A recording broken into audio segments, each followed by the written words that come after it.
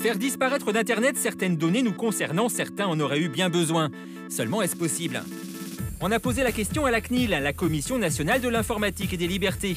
Et justement, ici, les plaintes concernant les atteintes à la vie privée sur Internet ne cessent d'augmenter.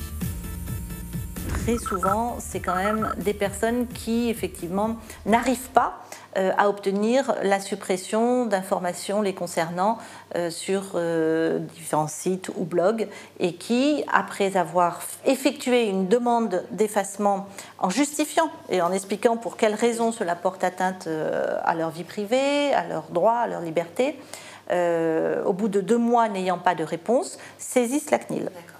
Le problème, c'est que les lois régissant Internet mises en place par la CNIL sont antérieures à l'explosion des réseaux sociaux et donc totalement dépassées.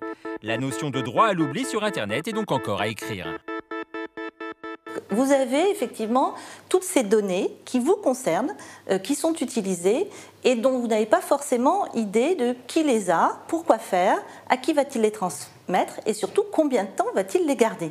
C'est ça ce qu'on appelle le droit à l'oubli, c'est effectivement le droit d'avoir les informations qui nous concernent, qui soient effacées des fichiers lorsqu'il n'est plus utile de conserver ces informations.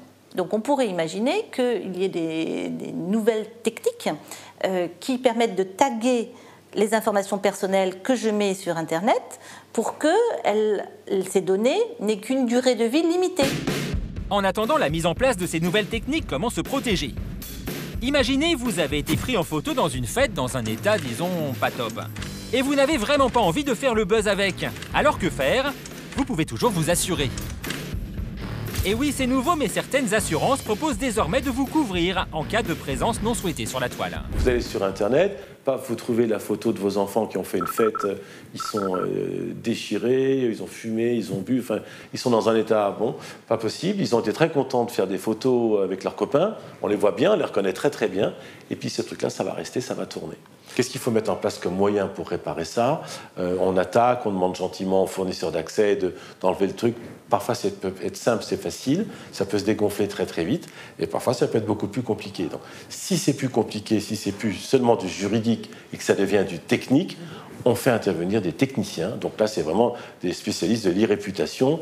C'est des informaticiens, en fait. L'idée, c'est de remonter, de se promener sur Facebook, sur Twitter, sur je sais pas quoi, en essayant de détruire ou en noyant, au contraire, l'information dans une masse d'autres informations anodines.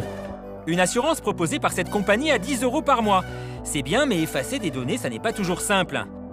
Préservez votre e-réputation. Certaines sociétés en ont d'ailleurs fait un business. Comment vous fonctionnez pour justement sauver la réputation de ces gens?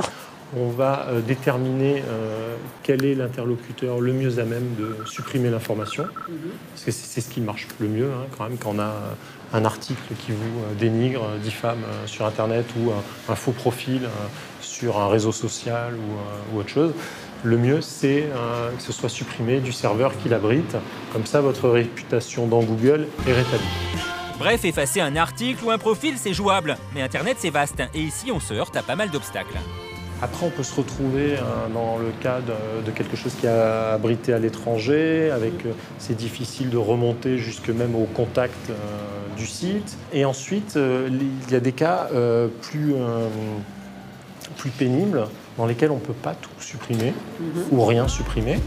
Ce fut le cas récemment pour une de leurs clientes.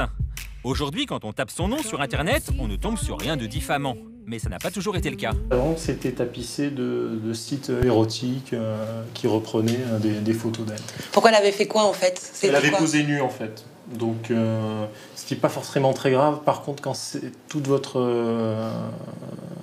identité numérique est résumée par ça, alors que parallèlement vous avez une carrière, vous êtes quelqu'un de brillant, etc., c'est un peu gênant forcément. Seulement impossible d'effacer entièrement toute trace de ces photos érotiques. Leur seule option, les noyer dans une masse d'informations bien plus neutre. Donc les photos existent toujours, mais elles sont beaucoup plus difficiles à trouver. Donc on a supprimé un maximum de choses pour rétablir la situation, et parallèlement on a créé du contenu. Voilà, son site, son blog, différentes choses comme ça, qui reflètent ce qu'elle fait aujourd'hui, qui elle est, mais qui permettent de reculer tout ce qui peut être négatif sur elle. Voilà. Alors attention, si vous avez quelque chose à faire oublier, une sorte d'erreur de jeunesse inavouable par exemple, il y a une solution. Sachez juste que selon la masse d'informations à faire disparaître, ça vous coûtera entre 200 et 10 000 euros. Et oui, quand même, 10 000 euros, hein, mais t'as vu dans quel état tu t'es mis aussi?